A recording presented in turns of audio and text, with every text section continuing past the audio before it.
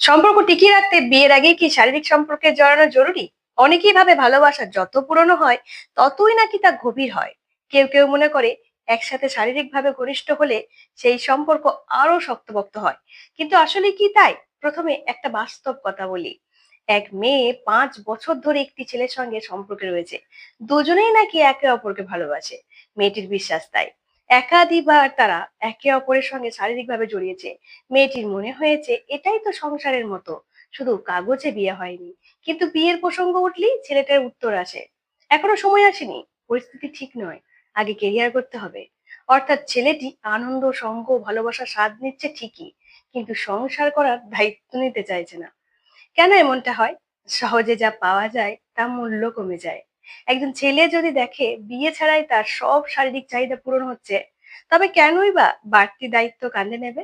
হুম, দায়িত্ব নিতে অনেকেই পিছিয়ে যায়। প্রেম মানেই তো আড্ডা, ঘোরাঘুরি, আনন্দ। কিন্তু বিয়ে মানেই সংসারের খরচ, পরিবার সামলানো, সামাজিক দায়িত্ব, সবাই সেই বোঝা বহন করতে রাজি হয় না। কমিটমেন্ট তখনই হয় যখন ত্যাগের মূল্য থাকে। কিছু পেতে হলে যদি লড়াই করতে হয়, মানুষ তার কদর করে। কিন্তু যদি সহজে খুব মিলে যায়, তখন সেটা ধরে রাখার তাগিদ অনেক সময় থাকে না। তাহলে কি করা উচিত? শারীরিক সম্পর্ককে কখনোই ভালোবাসার প্রমাণ মনে করবেন না।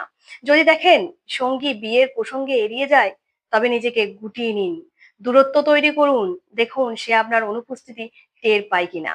যদি সত্যিই ভালোবাসে, তবে হারানোর ভয় তাকে সামনে এগুতে বাধ্য করবে। আর যদি সে দূরে সরে যায়, বুঝে নেবেন সে আপনাকে কখনোই বিয়ে করার ইচ্ছা রাখেনি। মনে রাখবেন, ভালোবাসা মানেই শরীর নয়, আর শরীর মানেই ভালোবাসা নয়। জীবনের খেলায় যে জিনিসটা আপনি বারবার বিনামূল্যে বিলিয়ে দেন, মানুষ সেটাকে অবহেলা করবেই। তাই সময় থাকতে নিজের মর্যাদার কথা ভাবুন। আপনি কি সবার কাছে সহজলভ্য হতে চান, নাকি নিজের মূল্য ধরে রাখতে চান? সিদ্ধান্তটা আপনারই। তাই কথাগুলো ভালো লাগলে অবশ্যই মেনে চলবেন। তাই আমার প্রিয় বন্ধুদের কাছে আমার একটা কথাই বলার আছে, কারোর সাথে শারীরিকভাবে ঘনিষ্ঠ হবার আগে ভালোভাবে তার পরীক্ষা নাও, যে সে তোমাকে সত্যিকারের ভালোবাসে কিনা, তার জীবনে তোমার মূল্য আছে কিনা। একটা কথা সব সময় মনে রাখবে, যে সত্যিকারের ভালোবাসবে তাকে কোনোদিনও শরীরের সুখ দিতে হবে না।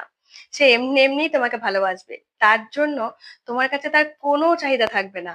বন্ধুরা, আমার এই ছোট ছোট ভিডিওগুলো যদি ভালো লেগে থাকে, লাইক, শেয়ার, কমেন্ট করতে কিন্তু একদম ভুলবে না। আর এইরকম ভিডিও যদি তোমাদের কাছে থেকে থাকে, তাহলে অবশ্যই ভিডিও সহ ইনবক্সে তোমাদের নাম সহ আমাকে পোস্ট করে দাও। আমি তোমাদের নাম সহ ভিডিওটা পোস্ট করব। ধন্যবাদ আমার ভিডিওটা দেখার জন্য।